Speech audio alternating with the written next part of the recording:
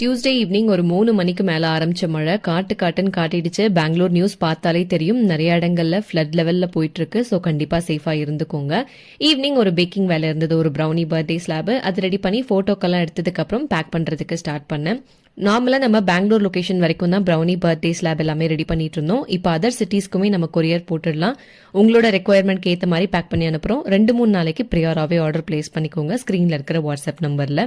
ஒரு காஃபி போட்டு குடிச்சதுக்கு அப்புறம் நைட் டின்னருக்கான வேலையை ஸ்டார்ட் பண்ணேன். 3 பேருக்குமே வீட்டில் பயங்கர கோல்டு, டேஸ்டே தெரியல, புளிப்பா ஏதாவது சாப்பிடணும் போல இருக்கு அப்படின்ட்டு நைட் கொஞ்சமா சிக்கனும் கோங்குரா கீரியும் வாங்கிட்டு வந்திருந்தாங்க. கோங்குரா சிக்கன் ரெடி பண்ணி கொடுங்க அப்படின்ட்டு. ஸோ டின்னருக்கு நான் அதான் ரெடி பண்ணிட்டு இருந்தேன். அண்ட் எங்களோட பர்த்டேக்கு வாட்ஸ்அப், இன்ஸ்டாகிராம், யூடியூப் எல்லாத்துலயுமே கமெண்ட் பண்ணியிருந்தேன். எல்லாருக்குமே ரொம்ப பெரிய நன்றிகள். எங்களோட பர்த்டே இப்படிதான் வீட்டில் ஒர்க் பண்றதோட மழையோட ஒரு பீஸ்ஃபுல்லா டைம் ஸ்பெண்ட் பண்ணோம்.